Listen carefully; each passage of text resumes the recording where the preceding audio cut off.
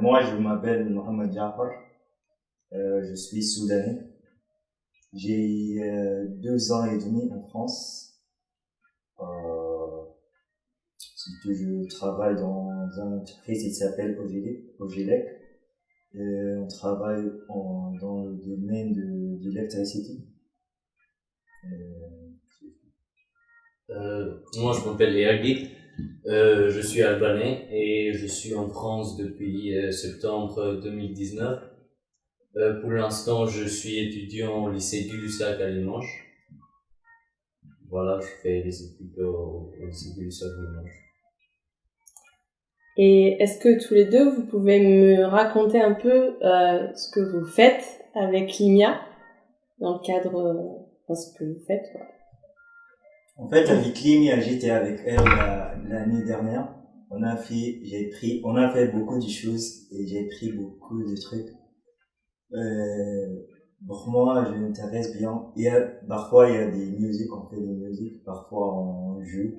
Parfois, on fait des spectacles. Et on fait beaucoup de choses, en fait. Ça m'intéresse beaucoup. Du coup, moi, j'ai connu Limia en mars 2021. Du coup, là, à l'époque, on faisait un projet ensemble. Et du coup, elle m'a invité pour ce deuxième projet, qui est son propre projet. Et elle m'a dit, son projet qui s'appelle La Métamorphose. Et du coup, on a fait ça depuis pendant quelques jours. Là, on est en train, on fait beaucoup de choses. On joue. On fait beaucoup de jeux. Et ce qui est vraiment,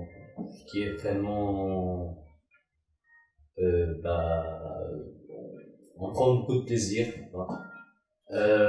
Après, parfois on fait des remakes des images ou des photos ou des statues, et parfois on se raconte des histoires. Et en fait, toutes ces histoires se sont basées sur un élément important, en fait, qui est aussi le titre du sujet de ce projet, qui est la métamorphose, la transformation. Et du coup, on essaie d'exprimer cette transformation à travers de diverses manières. Du coup, en jouant des jeux, en se racontant des histoires. Je commence. Il était une fois 3 frères qui étaient mariés à 3 belles femmes et qui vivaient dans ce qui est maintenant le nord de l'Albanie. Les 3 frères travaillaient très dur toute la journée pour construire un château afin de protéger leur ville. Mais chaque fois qu'ils terminaient le travail, le mur du château s'écroulait la nuit. Et du coup, ils ne savaient pas pourquoi. Un jour, ils rencontraient un vieil ange qui leur dit qu'il n'y avait qu'un seul moyen d'empêcher le mur du château de s'écrouler. Un sacrifice. Et du coup, les 3 frères avaient du mal à décider qui sacrifier.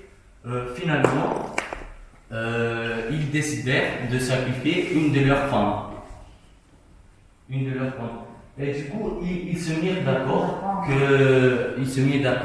que celle de leur femme qui leur apporterait le déjeuner du lendemain soit celle qui serait sacrifiée et enterrée dans le mur du château.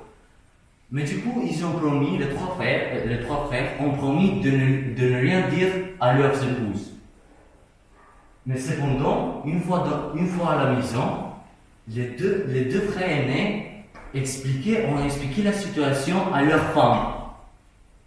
Du coup, le plus jeune frère n'a rien dit à son femme à propos de cette sacrifice, parce qu'en fait, il voulait pas raconter la situation à leur femme pour laisser au destin. Ce sera le destin qui va choisir qui sera la femme qui va apporter le déjeuner du lendemain, et ensuite elle serait enterrée et sacrifiée. Mais du coup, les deux frères aînés ont expliqué la situation à leurs épouses, et le plus jeune frère ne dit rien à sa femme.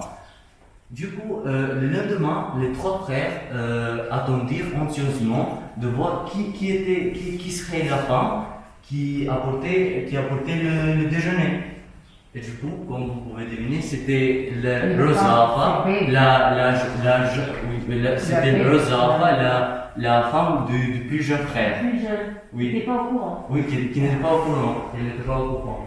Et du coup, le mari, le plus jeune frère, expliqua la situation à sa femme et il lui dit que voilà, elle doit être sacrifiée et enterrée dans les murs du château pour que les murs tiennent debout. Et du coup, elle accepta son sort. Elle ne protesta pas, elle accepta son sort, mais à une condition. Les frères laisseraient son sang droit dehors pour que son fils, son nouveau-né fils puisse se nourrir, son bras droit pour qu'elle puisse caresser son nouveau-né fils, et son pied droit pour qu'elle puisse déplacer le berceau. Ah. Oui, le berceau. Et du coup, les murs du château ne sont plus jamais rentrés. Oui, j'attends, je pense, ça va commencer au juillet, non? Juillet. Oui, oui, je serai toujours là. Ben oui, on va continuer ce projet en juillet. Et pour ce projet, en juillet, on va faire un film. On va faire un film ensemble. On va tourner, on va faire un tournage. Et du coup, oui, voilà, on va rassembler tout ce qu'on a fait depuis le début, depuis les 3 semaines qu'on est ensemble, qu'on travaille sur ce projet. Et du coup, on va rassembler aussi avec ce qu'on va faire en juillet pour faire un film, pour aboutir à un film qui sera sur la métamorphose, sur les transformations. Et est-ce que vous avez quelque chose à rajouter? Ce que vous voulez. Moi, si je veux dire merci pour les gens qui ont organisé tout ça. Merci à Limia. Et je connais bien, je pense, de sortir des trucs qui viennent dans nous.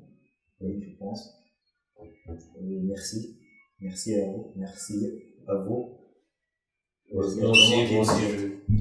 aussi, je veux remercier tous ceux qui ont participé, qui ont organisé ça, Ligne, David, et qui nous ont donné la possibilité, en fait, et l'opportunité de travailler avec eux, de faire ce projet, ce film ensemble.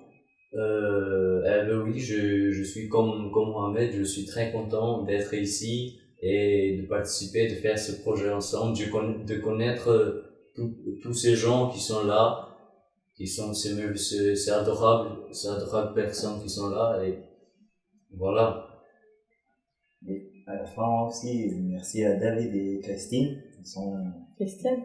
Christian. Oui, Christian, oui, elle aussi, oui. On a presque oublié, oui, elle aussi, merci.